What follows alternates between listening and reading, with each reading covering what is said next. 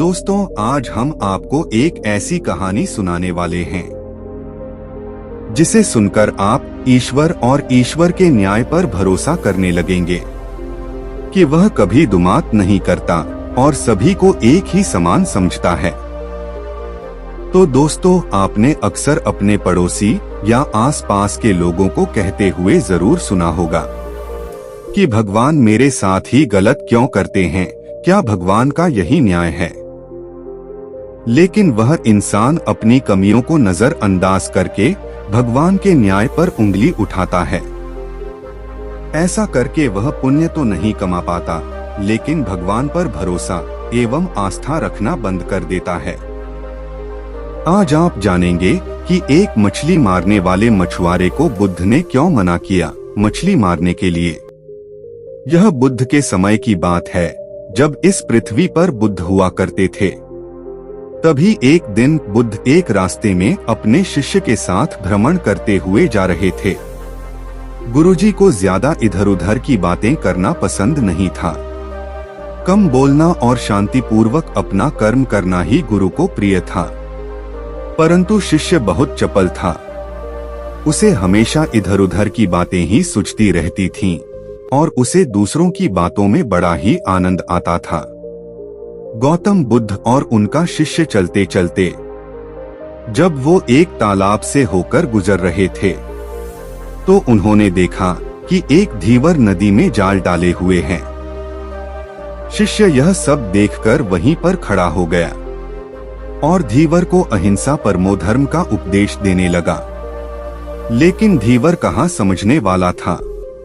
पहले उसने टालमटोल करनी चाहिए और बात जब बहुत बढ़ गई तो शिष्य और धीवर के बीच झगड़ा शुरू हो गया। यह झगड़ा देखकर गुरुजी, जो उनसे बहुत आगे बढ़ गए थे, लौटे और शिष्य को अपने साथ चलने को कहा एवं शिष्य को पकड़कर ले चले।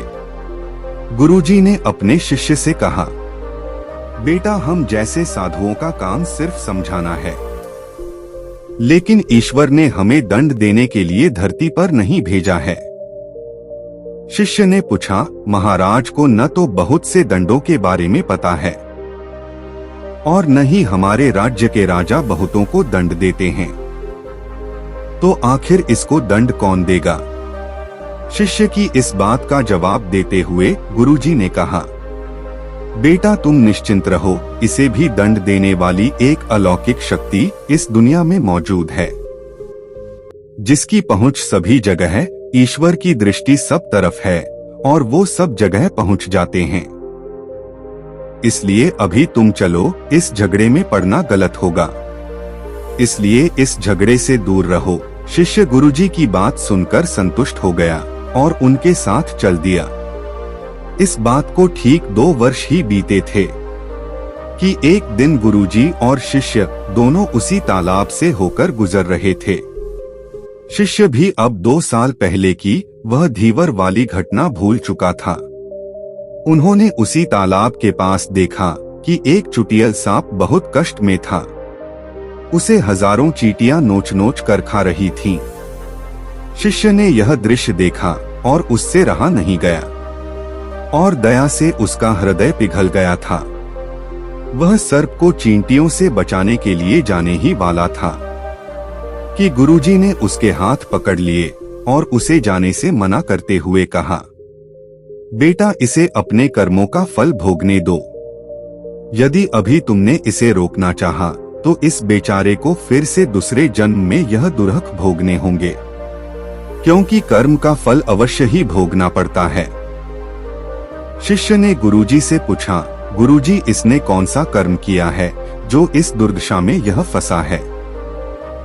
गुरु महाराज बोले, यह वही धीवर है जिसे तुम पिछले वर्ष इसी स्थान पर मछली न मारने का उपदेश दे रहे थे, और वह तुम्हारे साथ लड़ने के लिए आगबबूला हुआ जा रहा था।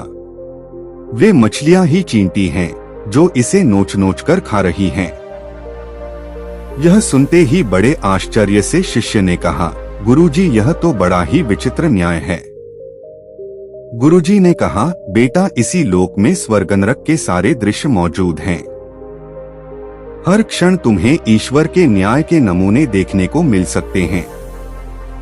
चाहे तुम्हारे कर्म शुभ हो या अशुभ, उसका फल तुम्हें भोगना ही पड़ता है। इसलिए ही वेद में भगवान ने उपदेश देते हुए कहा है, अपने किए कर्म को हमेशा याद रखो, यह विचारते रहो कि तुमने क्या किया है, क्योंकि ये सच है कि तुमको वह भोगना ही पड़ेगा। जीवन का हर क्षण कीमती है, इसलिए इसे बुरे कर्म के साथ व्यर्थ जाने मत दो। अपने खाते में हमेशा अच्छे कर्मों की बढ़ोतरी करो, क्योंकि तुम्हारे अच्छे कर्मों का परिणाम बहुत सुखद रूप से मिलेगा। इसका उल्टा भी उतना ही सही है, तुम्हारे बुरे कर्मों का फल भी एक दिन बुरे तरीके से भुगतना ही पड़ेगा। इसलिए कर्मों पर ध्यान दो, क्योंकि वो ईश्वर हमेशा न्याय ही करता है। शिष्य गुरुजी की बात स्पष्ट रूप से समझ चुका था। दोस्तों, हम चाहे इस बात पर विश्वास करें या नहीं, लेकिन यह 100% सच है कि ईश्वर हमेशा सही न्याय करते हैं और उनके न्याय करने का सीधा संबंध हमारे अपने कर्मों से है। यदि हमने अपने जीवन में बहुत अच्छे कर्म किए हैं या अच्छे कर्म कर रहे हैं, तो उसी के अनुरूप ईश्वर हमारे साथ न्याय करेंगे। यह जीवन हमें इसलिए मिला है ताकि हम कुछ ऐसे कार्य करें जिसको देखकर ईश्वर की आंखों में भी हमारे प्रति प्रेम छलक उठे और हमें स्वर्ग की प्राप्ति हो। आपने बड़े बड़े संतों एवं पुजारियों को कहते हुए जरूर सुना होगा कि कर्म का फल तो भोगना ही पड़ता है।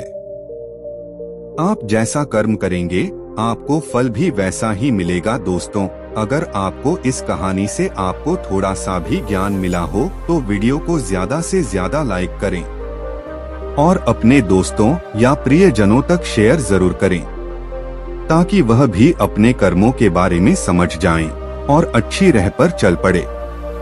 और हमसे जुड़े रहने के लिए हमारे चैनल बुद्ध ज्ञान को सब्सक्राइब जरूर करें। नमो बुद्धाय नमः।